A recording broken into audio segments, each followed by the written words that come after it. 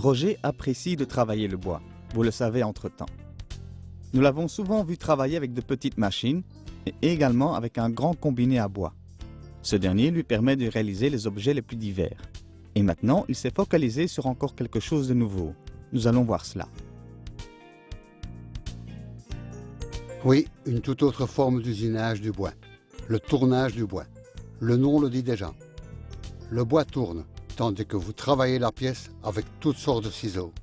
C'est donc un tout autre principe que l'usinage de bois classique, au cours duquel le bois reste immobile et les pièces de votre machine se déplacent. Il est évident que vous pouvez réaliser des choses bien différentes de cette manière. J'ai ici un certain nombre d'exemples, qui sont tous fabriqués avec ce tour et quelques ciseaux spéciaux. Des coupes, des gobelets, des formes décoratives. Et ce sont précisément tous ces arrondis qui font ressortir les plus beaux dessins dans de nombreuses essences de bois. J'y ai pris goût.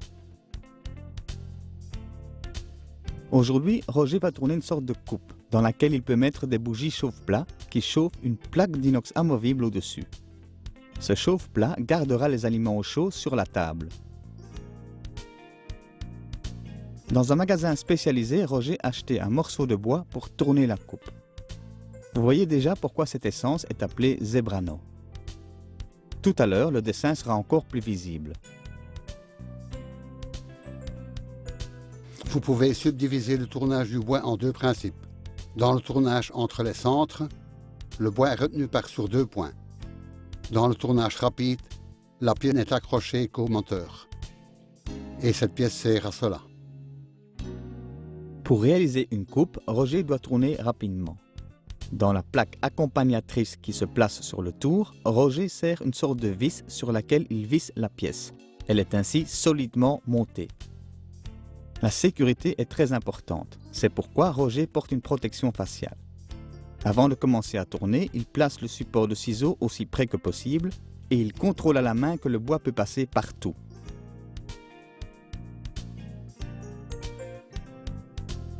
Ensuite, il démarre le moteur à faible régime, de sorte qu'il peut bien arrondir la pièce avec le ciseau grossier, la gouche d'ébauche, et lui donner sa forme brute.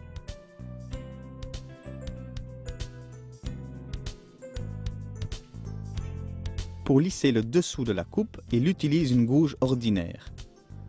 Puis, il tourne un évitement dans le bas, dans lequel s'insère ce qu'on appelle un mandrin.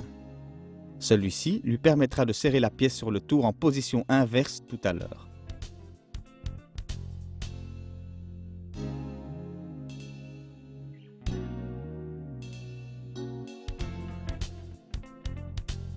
Sur le côté sphérique, je travaille du centre vers l'extérieur.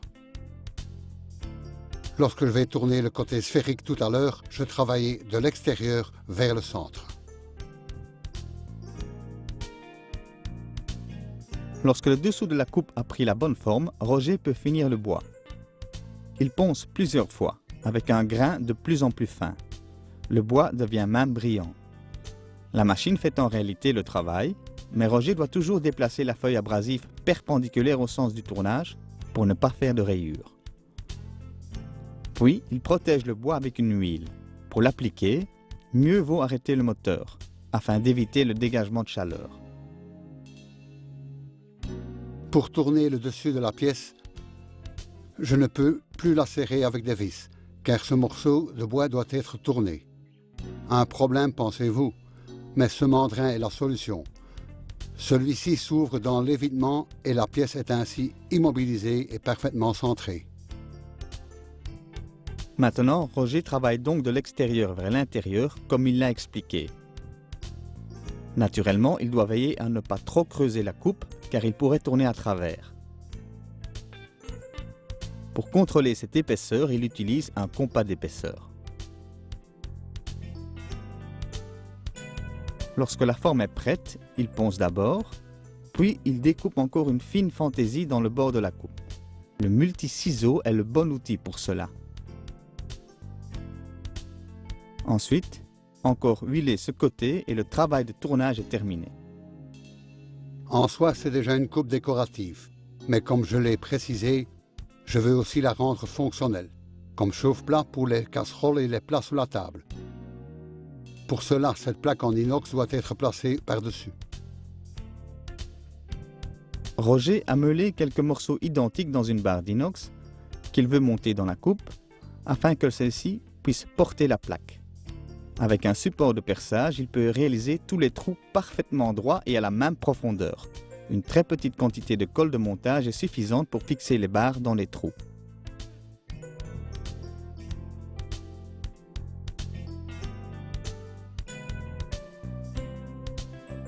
À partir du support, Roger perce aussi des trous peu profonds dans la plaque en inox, de sorte que celle-ci tombe par-dessus les barres et ne peut pas glisser. Avec un tel chauffe-plat, même un grand bol de soupe restera vraiment très chaud. Si vous voulez garder au chaud un plat plus petit, vous mettez moins de bougies chauffe-plat. Si vous n'êtes pas vraiment atteint du virus du tournage et que vous préférez donc l'usinage du bois classique, vous pouvez naturellement réaliser un chauffe-plat avec des côtés droits. Si vous le réalisez assez grand, 2 casseroles pourront même y être posées.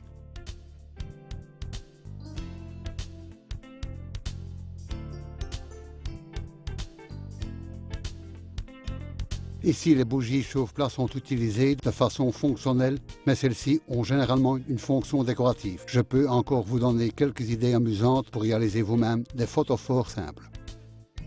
Vous pouvez par exemple réaliser quelques formes simples à partir d'un bloc de bois comme ce rectangle. Avec la défonceuse, vous terminez les bords de façon décorative et puis vous y fraisez des trous avec une fraise sur la perceuse. Roger serre bien sa pièce car vous ne pouvez pas la retenir à la main de façon sûre.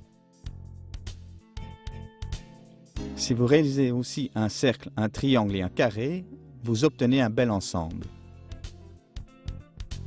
Si vous voulez travailler presque sans frais, vous n'avez même pas besoin d'un beau morceau de bois. De simples blocs de bois de chauffage peuvent aussi être décoratifs. Dégauchissez quelques champs et percez-y des trous. Vous pouvez vraiment être créatif et réaliser à chaque fois des blocs uniques. Pour celui-ci par exemple, d'abord enlever l'écorce, puis je l'ai poncé lisse. Celui-ci je l'ai laissé brut, mais vous pouvez également placer des pieds en dessous avec des tenons. Les possibilités sont infinies. Et vous pouvez aussi vous faire aider par les enfants. Ceux-ci peuvent aisément peindre les blocs par la suite et laisser ainsi libre cours à leur créativité. Et peut-être que cette émission vous a donné des idées pour l'une ou l'autre réalisation pour créer une ambiance agréable pendant les fêtes. Si vous voulez copier ces objets, vous trouvez toutes les infos utiles dans Dobit Magazine. Et si vous voulez revoir l'émission, surfez sur dobit.be. Vous y trouvez toutes les émissions des 4 dernières années. Et n'oubliez pas, ce que vous faites vous-même, vous le faites généralement mieux. À la prochaine fois.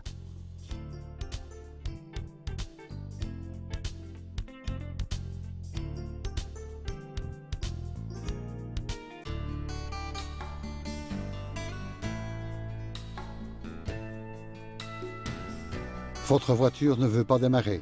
Vous avez peut-être déjà connu cette situation, ou peut-être pas. En tout cas, je ne vous le souhaite pas. Mais si vous êtes réaliste, vous savez que cela arrivera tôt ou tard. Et généralement, cela survient à un très mauvais moment. Pour de telles situations, j'ai toujours une solution pratique dans ma voiture, cette batterie. Disons, une pleine réserve d'électricité. Que vous roulez à l'essence ou au diesel, le Simple Start rechargera votre batterie vide. Il suffit de mettre en marche, de retirer la prise du compartiment de rangement, de l'enficher dans le raccordement 12 volts de votre voiture et d'appuyer sur le bouton Vehicle Boost. Votre batterie est vite rechargée. Après 10 à 20 minutes, la lampe s'éteint et vous pouvez démarrer votre voiture. On ne peut pas faire plus simple. Vous n'avez pas besoin de seconde voiture et vous ne risquez pas d'endommager votre voiture, ce qui est bel et bien le cas avec les câbles de démarrage. Et la lampe de poche intégrée est aussi pratique. Elle peut toujours être utile dans votre voiture. Et regardez, cela s'insère simplement dans la boîte à gants. Roger nous conseille encore de recharger l'appareil tous les 2 mois.